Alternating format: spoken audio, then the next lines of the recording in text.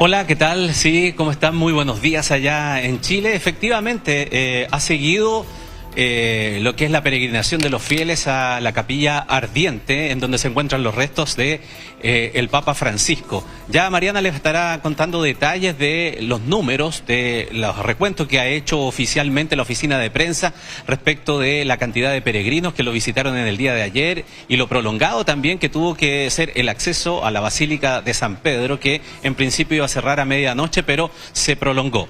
Ya Mariana le contará detalles de aquello, pero yo le cuento que mientras tanto los cardenales, que ya son más de un centenar los que han llegado a Roma, se encuentran realizando las primeras reuniones.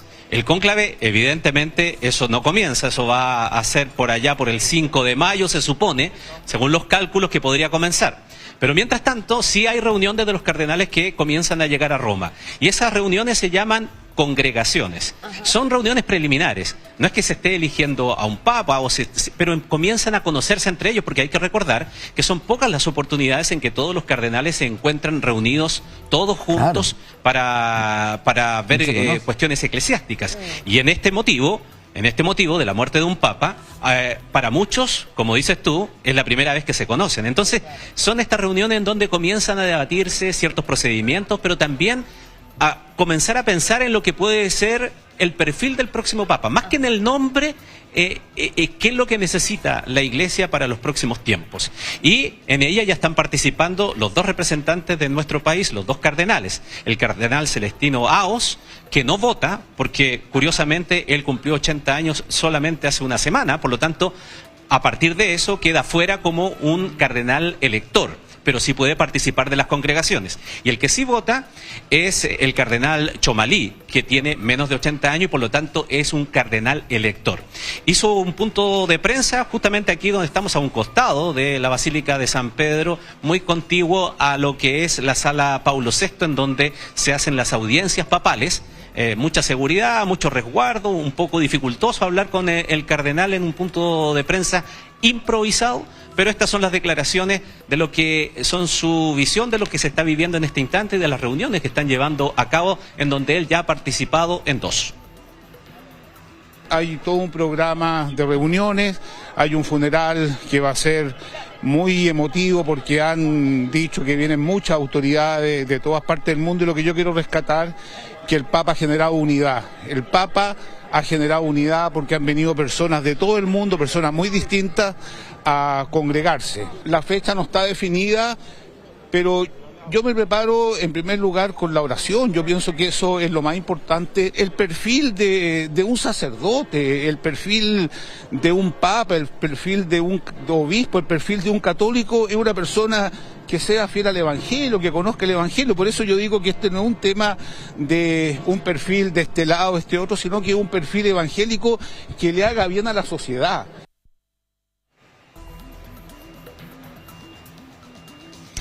Esa fueron las declaraciones entonces del cardenal Chomalí, que, insisto, es cardenal elector, por lo tanto su voto va a estar considerado para la elección de el nuevo sumo pontífice. Quien no va a votar, pero sí participa, como decía anteriormente, de estas reuniones preparatorias, llamadas congregaciones, es el cardenal Celestino Aos.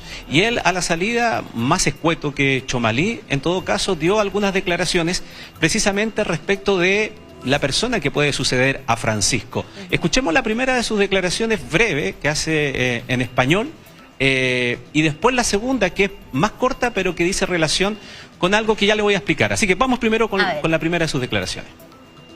El Espíritu Santo lo dirá, y los cardenales electores. Será el próximo Papa, el que el Señor nos dé.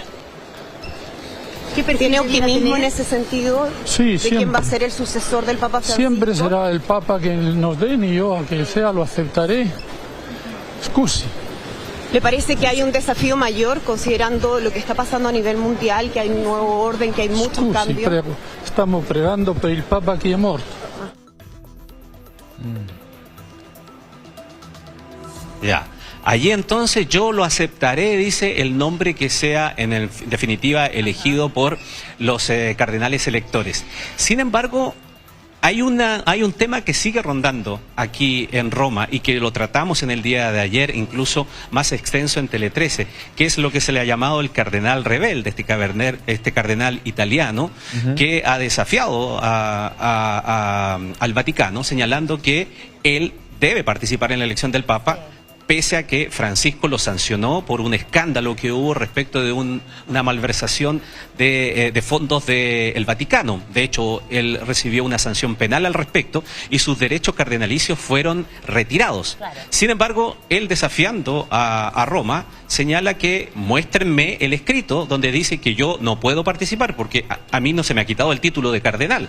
Tengo sanciones, pero en ninguna parte hay un escrito donde diga que yo no puedo votar. Bueno, eso ha llamado muchísimo la atención y cuando se le pregunta a los distintos cardenales, siempre está la pregunta allí dando vuelta y muchos evitan hablar de ese tema. Se trató de preguntar al cardenal Chomalí y justo en ese momento dijo muchas gracias y se retira. Pero el cardenal Aos algo dijo en italiano, muy breve. Mire, escuche lo que dijo. Cardenal Becciu no es el Papa. Estamos pregando por el Papa Francesco. Lo dijo todo. Así de corto. El cardenal Becciu no es el Papa. Estamos rezando por el Papa. Punto final para cerrar la discusión. Interesante eso último, Ramón, porque yo en esto, quienes vimos la película El Cónclave, nos damos cuenta de que, claro, por una parte se entiende la elección y tan importante que es para las personas que participan de una reunión como esta, pero por otro lado también, claro, hasta último minuto se pueden tomar decisiones como, por ejemplo, si un cardenal participa o no, dependiendo de la información que maneja quienes están a cargo del cónclave. Entonces, quizás una historia por resolver todavía. Sí, está interesante. Y lo que también es interesante, Ramón, me imagino que allá en Italia se habla muchísimo más de los posibles papas, ¿no? Ayer conversaba con Marcial Sánchez, que es un entendido en el tema, ha hablado muchísimo en distintos medios para explicarnos todo lo que viene, y yo le preguntaba qué sería noticioso, así como lo fue la designación de Francisco por ser el primer jesuita, el primer papa latino, y él me decía, claro, que sea asiático, por ejemplo, se habla del cardenal de Filipinas como un posible papa, también el de Ghana, si es que es africano, eso también, quizás, Ramón, te lo pregunto, está dentro del ambiente, ¿no? De quiénes podrían ser el posible sucesor del Papa Francisco en este medio tan convulsionado. Me hablaba también Marcial respecto a, por ejemplo, los desafíos de la inteligencia artificial y la espiritualidad. O sea, el próximo Papa no solo tiene que enfrentar los desafíos de hoy día para la Iglesia Católica, sino también los que uno podría aventurar para el futuro. Las redes sociales. Sí. Respecto de lo último, lo abordó también el cardenal Chomalí en el punto de prensa. Habló también de la inteligencia artificial y de lo que es un desafío para la sociedad, pero también para la Iglesia sobre ese punto. Y una última cosa respecto de los papables, entre comillas. Muchas veces, ya lo hemos visto en otras elecciones de papa, muchos de los que se hablan al final no son electos. Otras veces sí ha trascendido de que en votaciones anteriores, como el propio Bergoglio, que obtuvo una segunda votación cuando Ratzinger se transformó en papa, luego fue elegido papa. No siempre ocurre algo así. Pero respecto de dónde podría proceder, si puede ser un latinoamericano nuevamente, un solo dato.